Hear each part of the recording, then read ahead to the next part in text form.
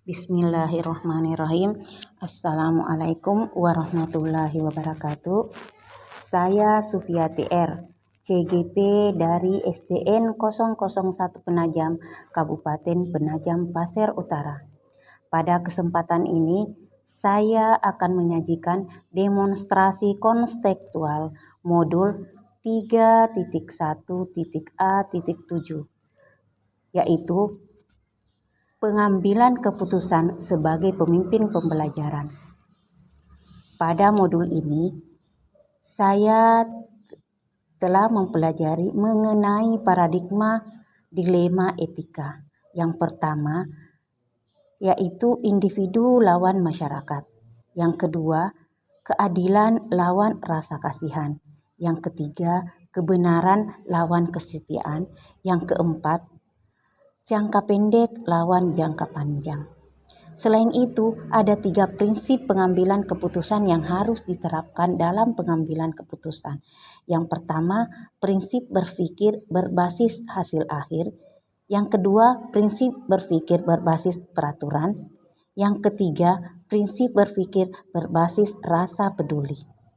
Selain prinsip tersebut, ada juga 9 langkah untuk pengambilan keputusan agar keputusan yang diambil dalam kasus tersebut adalah keputusan yang bijak dan efektif. Yang pertama adalah mengenali nilai-nilai yang saling bertentangan dalam kasus yang dialami. Yang kedua, mengenali siapa-siapa yang terlibat dalam kasus tersebut.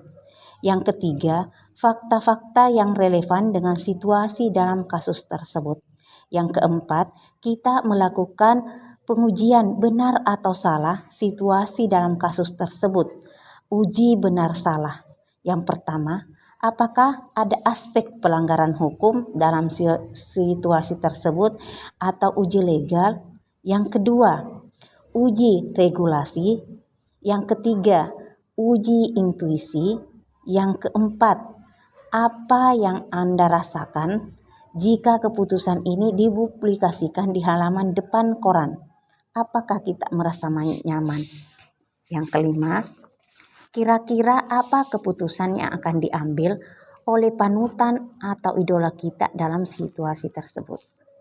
Langkah yang kelima adalah, jika situasi adalah situasi dilema etika, kita harus menentukan paradigma mana yang terjadi pada situasi tersebut.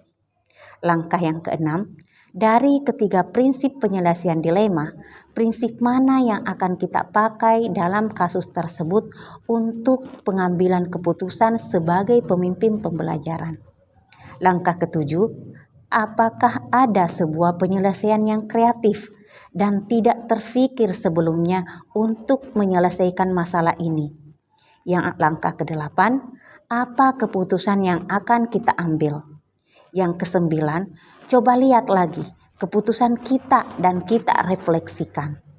Nah, itulah materi dalam pengambilan keputusan sebagai pemimpin pembelajaran.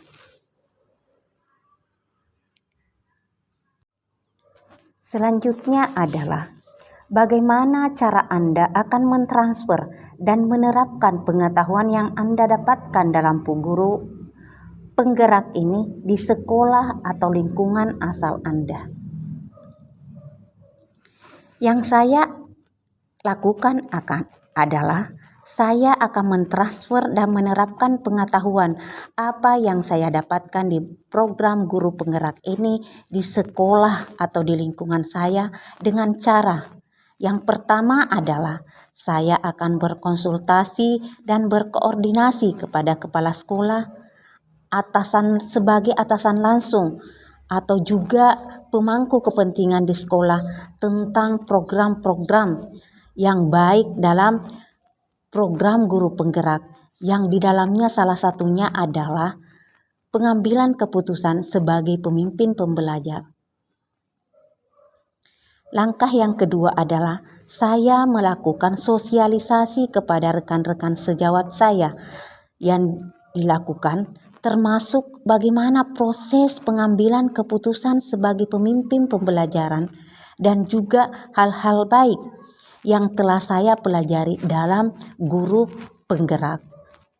Yang ketiga, saya akan menerapkan bagaimana proses pengambilan keputusan sebagai pemimpin pembelajaran serta hal-hal baik yang diperoleh dalam program guru penggerak ini kepada diri saya sendiri terlebih dahulu, kemudian di dalam kelas, selanjutnya adalah di lingkungan sekitar saya. Yang keempat adalah saya akan membentuk komunitas praktisi sebagai wadah untuk berkolaborasi dan berdiskusi dengan rekan-rekan di komunitas sekolah saya. Selanjutnya, apa langkah awal yang akan Anda lakukan untuk mengambil keputusan sebagai pembelajaran? Langkah awal yang akan saya lakukan untuk mengambil keputusan sebagai pemimpin pembelajaran, yang pertama adalah menerapkan paradigma dilema etika. Kemudian, prinsip-prinsip pengambilan keputusan. Kemudian, 9 langkah pengambilan sebagai pemimpin pelajaran kepada diri saya sendiri. Kemudian saya akan menerapkan ke dalam kelas saya. Selanjutnya saya akan menerapkan dan mensosialisasikan kepada rekan sejawat saya di sekolah.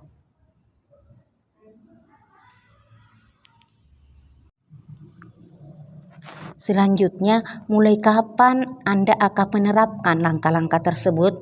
Hari ini, besok, minggu depan, atau hari apa? Saya akan menerapkan langkah-langkah tersebut insya Allah mulai besok.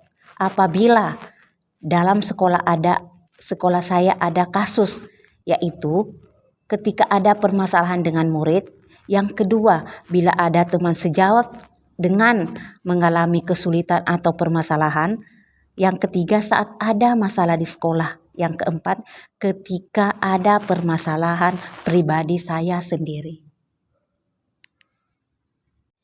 Selanjutnya, siapa yang akan menjadi pendamping Anda dalam menjalankan pengambilan keputusan sebagai pemimpin keputusan? Seseorang yang akan menjadi teman diskusi Anda untuk menentukan apakah langkah-langkah yang Anda ambil telah tepat dan efektif. Yang akan menjadi pendamping saya dalam menjalankan pengambilan keputusan sebagai pemimpin keputusan, yang pertama adalah kepala sekolah sebagai atasan langsung dan juga sebagai pemangku kepentingan. Kemudian yang kedua adalah rekan sejawat yang berada dalam komunitas praktisi yang bisa membantu untuk berkolaborasi dan berdiskusi terkait dengan kasus untuk mendapatkan solusi terbaik dalam pengambilan keputusan sebagai pemimpin pembelajaran.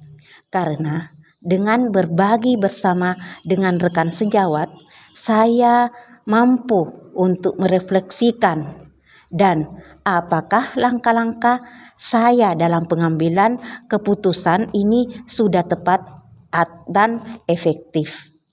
Apakah sudah sesuai dengan paradigma dilema etika? Dan apakah sudah sesuai dengan prinsip-prinsip pengambilan keputusan serta sudah sesuai dengan 9 langkah-langkah pengambilan keputusan sebagai pemimpin pembelajaran. Yang ketiga adalah murid saya sendiri, dan yang keempat adalah keluarga, kemudian orang tua wali murid. Demikian pemaparan demonstrasi konseptual yang terkait dalam pengambilan keputusan sebagai pemimpin pembelajaran. Terima kasih atas perhatiannya. Assalamualaikum warahmatullahi wabarakatuh.